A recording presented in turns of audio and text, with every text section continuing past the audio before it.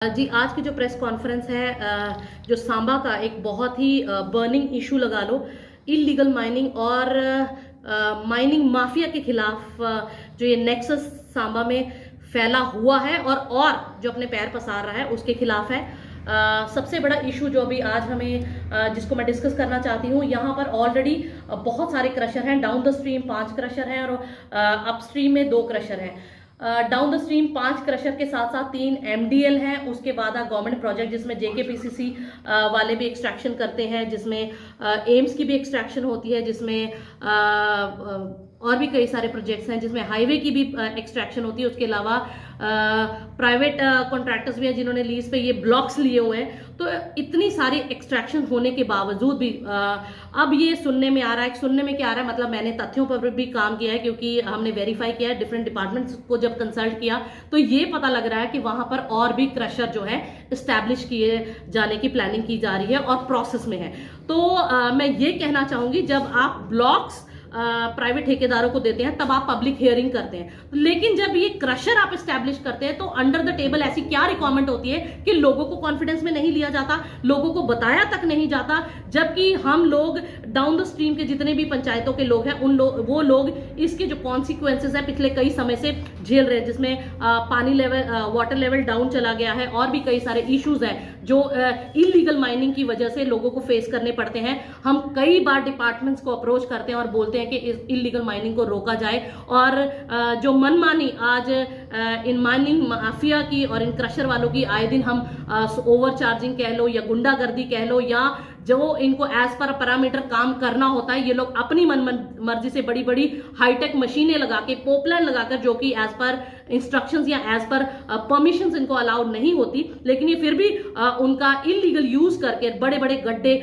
इन लोगों ने आज बसंतर में डाल दिए हुए हैं। वहां से गुजरना लोगों का मुश्किल है और एक थ्रेट बन चुका है एडजॉइनिंग एरियाज के लोगों के लिए। तो बार बार हम एडमिनिस्ट्रेशन से ये बात करते हैं, बार बार कंसर्न डिपार्टमेंट से हम बात करते हैं कि इसको कंट्रोल करना चाहिए। रेनी सीजन में जब माइनिंग टोटली बंद होती है तब भी बसंतर रिवर से धड़ल्ले से 24/7 माइनिंग होती रही। MDL जिनके पास हम कहते हैं कि जुलाई के बाद से माइनिंग पहले 2.5 महीने रेनी सीजन की वजह से बनती है, उसके बाद भी कई सारे यहाँ पे डॉक्यूमेंटेशन की पेंडेंसी की वजह से ब्लॉक्स को अभी उनकी परमिशंस नहीं ग्रांट की, एक्सटेंशंस नहीं मिली, तो उन लोगों ने भी अपने ब्लॉक्स अभी तक नहीं खोले। लेकिन करीबन 5-6 महीने से ज्यादा का समय हो गया, जो अभी भी उनका शायद पता नहीं हो ऐसा कौन सा स्टॉक है जो अभी MDL वालों का खत्म नहीं हो रहा। अभी तक भी अगर कोई पकड़ा जाता तो ये बोला जाता है कि वो जो लाइसेंस्ड मिनरल डीलर लाइसेंस वाले हैं वहां से लाया गया, तो कहीं और की एम्प्टी कहीं और पर लाकर दिखाया जाता है, आई वॉश किया जाता है, बेवकूफ बनाया जाता है। और जबकि धड़ल्ले से दिन रात माइनिंग जो बसंतर से हो रही है उसके खिलाफ है। तो मैं ये कहना, इसमें सिर्फ एक डिपार्टमेंट इन्वॉल्व नहीं है, इसमें मल्टीपल डिपार्टमेंट्स इन्वॉल्व हैं, जिसमें सबसे पहले आता है माइनिंग डिपार्टमेंट। बहुत बार अप्रोच करने के बाद, बहुत बार कंप्लेंट्स करने के बाद, कल रात को भी 12 बजे मैंने DMO साहब को फोन किया, पहले उन्होंने नहीं उठाया, फिर मैंने DC साहब को डायरेक्ट कॉल किया, उनसे बात हुई कि रात को 4 JCB लाइट्स ऑफ करके किसी पर्टिकुलर ब्लॉक के, मैंने उस ब्लॉक का नाम भी बताया कि उस ब्लॉक में माइनिंग कर रही है। तो ये दिन रात यहाँ पर माइनिंग होती है, लेकिन माइनिंग कंट्रोल क्यों नहीं हो रही। दूसरा मैं बात करती हूँ, पुलिस की भी कहीं ना कहीं इसमें गलती है, क्योंकि जब माइनिंग होती है तो वो रोड से गुजरते हैं, जिन जिन नाकों से वो गुजरते हैं, तो क्यों ये चेक नहीं किया जाता कि क्या माइनिंग अभी इस पर्टिकुलर डिस्ट्रिक्ट में या इस पर्टिकुलर में एरिया में अलाउ है कि नहीं है, माइनिंग खुली है कि नहीं है। आप ये कहते हैं MDL अगर पकड़ा जाता है कोई तो ये बोलता है कि MDL से लाया गया। MDL से मतलब आप 5-6 महीने पहले जब तक का स्टॉक, जब तक यहाँ पे माइनिंग हो रही थी, तो आप जब वो गाड़ियां जा रही होती है उनसे दिखता है कि साफ ये फ्रेश रेत बसंतर से उठा, क्योंकि पानी निचड़ता जाता है और वो पानी की लाइन बनती जाती है रोड पर, लेकिन कोई भी पता नहीं क्यों आंखें बंद करके, कान बंद करके ये डिफरेंशिएट नहीं कर पा रहा किन अनआइडेंटिफाइड रीजन की वजह से कि ये फ्रेश ये मिनरल निकालकर, फ्रेश रेत निकालकर लेकर जा रहे हैं कि ये आई वॉश कर रहे हैं। तो बहुत से ऐसे लूप होल्स हैं, अगर कंट्रोल करना चाहते तो कंट्रोल किया जा सकता है। दूसरी बात करूंगी, जैसे मैंने कहा, नए क्रशर्स जो लगाने की यहाँ फिरात में बड़े रसूखदार लोग पूंजीपति लोग जो शायद बड़ी बड़ी कुर्सियों को खरीद सकते हैं, वो लोग जो प्लानिंग कर रहे हैं, और अभी मैंने कल बात की जब मुझे पता लगा कि उनको कई सारी परमिशन शायद मिल भी चुकी है, तो पोल्यूशन डिपार्टमेंट से जब बात की तो उन लोगों ने ये कबूला कि हाँ हम लोगों ने उनको एनओसी इशू कर दी है। तो एनओसी उन्होंने किन पैरामीटर्स पे इशू की, that is questionable. There are different guidelines जो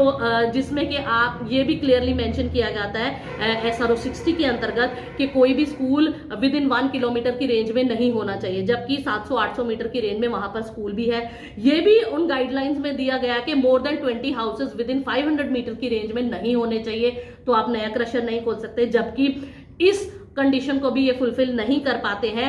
वहां पर काफी सारे हाउसेज हैं, मोर देन 20 हाउसेज हैं जो कि बिल्कुल एडजॉइनिंग एरियाज में पड़ते हैं। ये भी लिखा गया है जिसमें कि 2 किलोमीटर की रेंज तक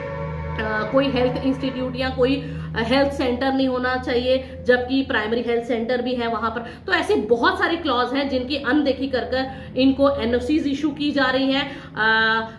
हाउसिंग प्लानिंग, टाउन प्लानिंग वालों से भी मेरी बात हुई, उनको भी इन लोगों ने अप्लाई किया हुआ है। तो जगह जगह से they are gathering the NOCs और at the end they will get it cleared with their रसूक and with their power of money. तो हम ये चाहते हैं कि because this is the voice of people कि यहाँ पर और क्रशर्स नहीं लगने चाहिए, क्योंकि यहाँ पर ऑलरेडी ओवर एक्सट्रैक्शन हो चुकी है। और अगर ऐसे कोई क्रशर कहीं भी लगते हैं तो उसके पहले भी एक पब्लिक हियरिंग होनी चाहिए। लोगों से ये पूछना चाहिए क्या वो लोग सच में चाहते हैं कि उनके एरिया को और ज्यादा, क्योंकि इससे अपग्रेडेशन तो कुछ नहीं हो रही, उल्टा डिग्रेडेशन हो रही है। जब ये परमिशंस लेते हैं, चाहे वो क्रशर्स वाले हो, चाहे वो माइनिंग ब्लॉक्स वाले प्राइवेट ठेकेदार, तब ये बहुत सारे प्रोमिसेस करते हैं कि हम जो नुकसान होगा एडजॉइनिंग एरियाज को, हम CSR या ESR, कॉर्पोरेट सोशल रिस्पॉन्सिबिलिटी और इन्वायरमेंटल सोशल रिस्पॉन्सिबिलिटी के अंतर्गत हम उसकी भरपाई करेंगे। स्कूल्स में किताबें बांटेंगे, बैग देंगे, प्लांट्स लगवाएंगे, हैंडपंप्स लगवाएंगे, रोड नहीं बनवाएंगे, जबकि on ground applicability is big zero. तो बहुत बार पब्लिक हियरिंग जब ब्लॉक्स की होती है, मैंने बहुत बार ये ऑब्जेक्शंस दी हैं कि इनकी ये किसी भी कंडीशंस को फुलफिल नहीं करते हैं, तो उस पर भी administration has to be strict about, has to take the action about it, कि अगर इन लोगों ने ये कंडीशंस प्रॉमिस की गई हैं कि बिफोर एस्टैब्लिशमेंट के हम लोग करेंगे, तो फिर जब ये लोग परमिशंस ले लेते हैं, इस्टेब्लिश हो जाते हैं, तो उसके बाद ये भूल क्यों जाते हैं। तो बहुत सी ऐसी त्रुटियां हैं, बहुत सी ऐसी चीजें हैं जो आज धड़ल्ले से चल रही हैं, इलीगली चल रही हैं, जो कहीं ना कहीं कंट्रोल की जा सकती थी लेकिन कंट्रोल नहीं की जा रही हैं। बहुत से लोगों की वजह से, बहुत से रसूखदारों ने, जो आज पूंजीपतियों ने इस नेक्सस को कंट्रोल कर रखा है, एडमिनिस्ट्रेशन को कंट्रोल कर रखा है। तो मेरी रिक्वेस्ट है हायर अथॉरिटी से, मेरी रिक्वेस्ट है DC साहब से, मेरी रिक्वेस्ट है SSP साहब से कि इस पर आपको सीरियस कदम उठाने पड़ेंगे, क्योंकि लोग बहुत तंग हैं, लोग बहुत दुखी हैं इनकी गुंडागर्दी से, इनके गलत रवैये से, और जो ये नुकसान आज समाज को पहुंचा रहे हैं, जो ये नुकसान आज इन्वायरमेंट को पहुंचा रहे हैं, और जो बसंतर आज छल्ली किया हुआ है जिसमें बहुत से पैरामीटर्स हैं। ये लोग दिन रात धड़ल्ले से इवन पुल के नीचे से भी माइनिंग करते हैं, जबकि ये होता है कि 500 मीटर्स की रेंज में अप एंड डाउन कहीं भी माइनिंग नहीं होनी चाहिए। तो ये it is a threat to the society, it is threat to the environment and it is threat to the people. तो ये रिक्वेस्ट है मेरी हायर अथॉरिटी से कि इसके खिलाफ स्ट्रिंजेंट कदम उठाएं, और अगर आप सच में कंट्रोल करना चाहते हैं तो it is just 24 hours job. बहुत से ऐसे प्रूफ्स हैं। आज तो हाईटेक डिजिटल इंडिया की बात करते हैं, जगह जगह CCTV कैमराज लगे। अब तो पुलिस ने भी अपने डिपार्टमेंट्स में, ऑफिसेज में, नाकों पे कैमरे लगवा लें। आप उन्हीं, मैं ज्यादा नहीं कहती, आप 24 आवर्स की ही CCTV फुटेज खंगालेंगे तो आपको पता लग जाएगा कि मोर देन, मैं अपनी बॉर्डर एरिया की बात करूं, मोर देन 100 गाड़ियां, 100 क्या 150 गाड़ियां विद इन 24 आवर आप देख सकते हैं, पकड़ सकते हैं, अगर आप सच में पकड़ना चाहें। तो यही रिक्वेस्ट है एडमिनिस्ट्रेशन से कि सीरियसली इस पर कदम उठाएं। ये कोई भी ऑफिसर छोटे बेनिफिट के पीछे या पर्सनल बेनिफिट के पीछे लोगों का नुकसान ना